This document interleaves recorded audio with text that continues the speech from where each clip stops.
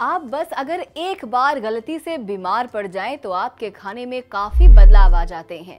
अब वो चाहे 101 बुखार हो या फिर सर्दी जुकाम। आप जैसे ही बीमारी के अनुसार अपनी डाइट में बदलाव करते हैं तो आप देखेंगे कि आप बड़ी तेजी से ठीक हो रहे हैं। इससे समझ आता है कि अकेले दवाइयां लेने से बीमारी से छुटकारा नहीं मिलता, ठीक से खाने पीने का ध्यान रखना भी जरूरी होता है।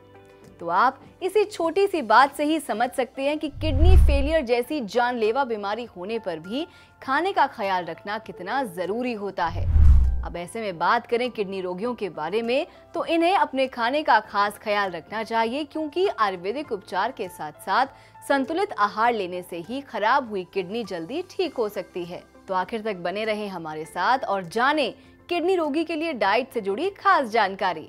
नमस्कार, आप सभी का स्वागत है हमारे YouTube channel kidney treatment without dialysis में, और यहाँ आपको मिलेगी किडनी से जुड़ी सारी जानकारी बस एक क्लिक में।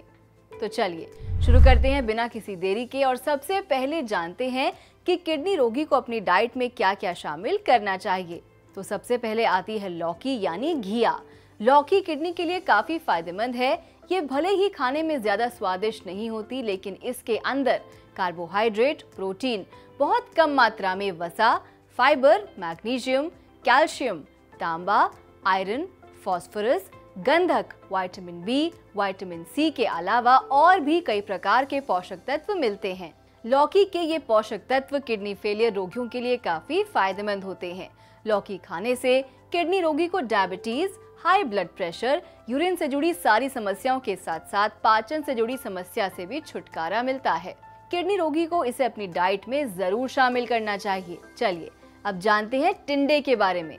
क्या आपको मालूम है कि इसे बेबी पंपकिन के नाम से भी जाना जाता है? नहीं पता था ना? कोई नहीं, मैंने बता दिया। दरअसल टिंडे में vitamin A, vitamin C, thiamine, niacin, iron, fibre, riboflavin जैसे पोषक तत्व काफी अच्छी मात्रा में मिलते हैं। इतना ही नहीं, टिंडे के बीजों में प्रचुर मात्रा में ओमेगा 6 फैटी एसिड और ओमेगा 9 फैटी एसिड मिलता है। अगर किडनी रोगी अपनी डाइट में टिंडा शामिल करते हैं तो इससे उन्हें high blood pressure, urine related सभी समस्याओं से, डायबिटीज से और यहाँ तक कि सूजन से भी छुटकारा मिलता है। अगर किडनी रोगी सूजन से छुटकारा पाना चाहते हैं तो वो टिंडे को दो तरह से इस्तेमाल कर सकते हैं। पहला अपनी डाइट में और दूसरा इसका पेस्ट बनाकर।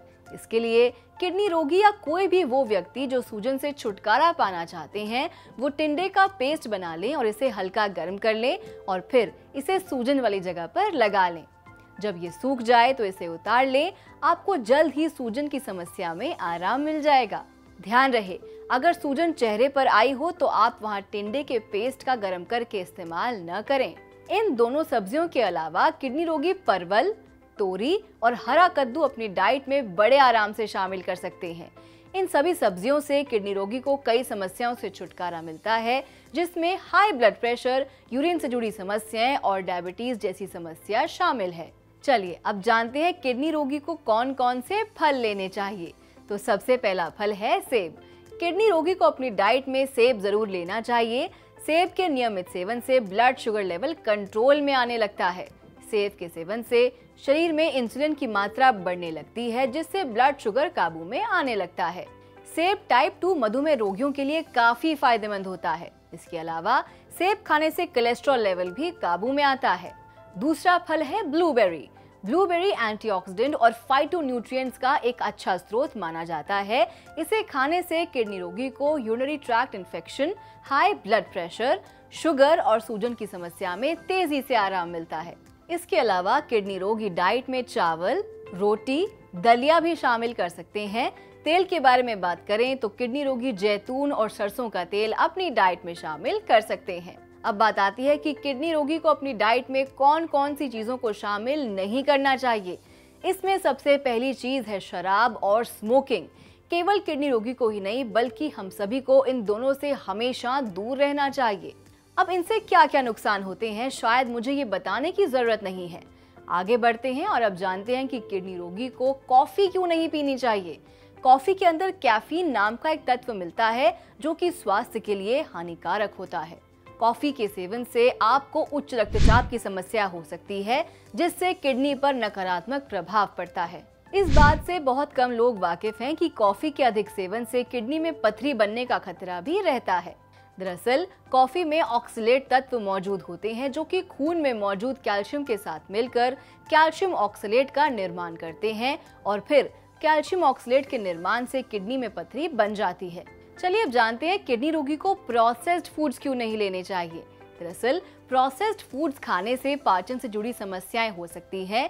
इसके सेवन से आपके पेट में गैस बनने लगती है और संक्रमण होने की आशंका भी रहती है, जिससे किडनी पर नकारात्मक प्रभाव पड़ने लगता है और ब्लड प्रेशर हाई होने लगता है। चलिए अब आखिर में जानते हैं कि किडनी रोगी को दर्द निवारक दवाइयां या पेन किलर्स क्यों नहीं लेने चाहिए।